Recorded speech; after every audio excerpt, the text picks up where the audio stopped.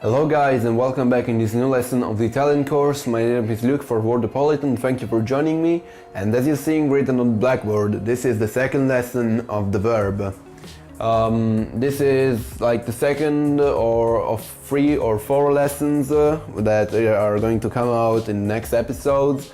And in this lesson we're going to be talking about the imperfetto and the trapassato prossimo. These verbal tenses are very used in order to describe past events and they're used mostly in the northern Italy, but they are also used in the south. So let's get right into it. So let's start with the imperfetto. The imperfetto is used as the past simple in English, and it's used to talk about past events, especially if you're telling a story, describing states in the past, describing things that happened in the past, habits that you had. For example, mangiavo tutti I giorni alle 6. I used to eat every day at 6 o'clock, and things like this. So there is also the conjugation that we're going to check right now. And let's start with are and ere. Start with are. Io mangiavo, tu mangiavi, lui, lei mangiava, noi mangiavamo, voi mangiavate, loro mangiavano. These are the roots and the endings of the verbs. If you don't see them very well, which is quite likely on the video, you can always check them out on our website, Wordopolitan, and there's a link in the description. You can check it out right here if you want. And now let's get with ere. Io correvo, tu correvi, lui, lei correva, noi correvamo, voi correvate, loro correvano. As you can see, between the endings there's only one difference. For example, here we use avo, avi and ava, and here we changed only one letter from A to E. Avo, evo, avi, eva. That's how it works. So now that we've checked are and ere, let's get with ire. So here we have it. There's the conjugation in ire.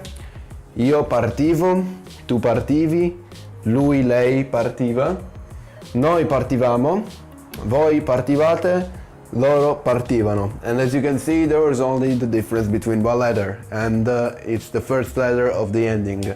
Ivo, Ivi and Iva. Firstly we've seen Avo, Avi and Ava, Evo, Evi and Eva, and now there is Ivo, Ivi and Iva. So it's pretty simple to learn it, and now let's pass to the trapassato prossimo. Okay, so the trapassato prossimo is used when two actions in the past happened at different times. For example, let me make an example.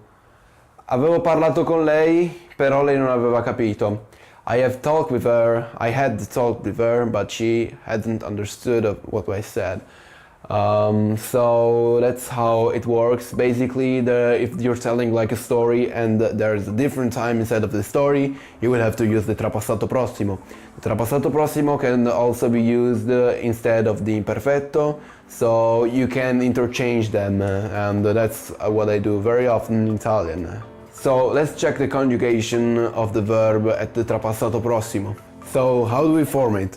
Basically, we just need to take the form of the auxiliary verbs at the imperfetto form, so conjugated with the imperfetto. I've written them on the blackboard and I'll show them in a minute, plus the past participle of the verb you want to conjugate. For example, let's take giocare. Io avevo giocato. This, as you can see here, this is the imperfetto form of the verb avere, to have. We've checked it out in another lesson. And if you haven't checked it out, you can check it out in the first, I think it's in the first lesson of the verb we've covered, so make sure to check it out because it's very important.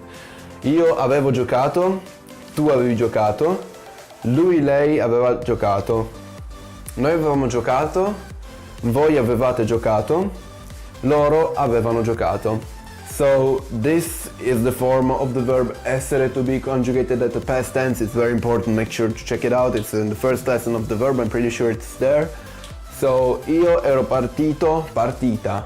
When do we use partito and when do we use partita? We use partito for the masculine name if we're talking about a noun with masculine gender, and we use partita with name with feminine gender. So let's check it out. Io ero partito, partita. Tu eri partito, partita. Lui era partito, lei era partita. Noi eravamo partiti, partite. Voi eravate partiti, partite. Loro erano partiti, partite.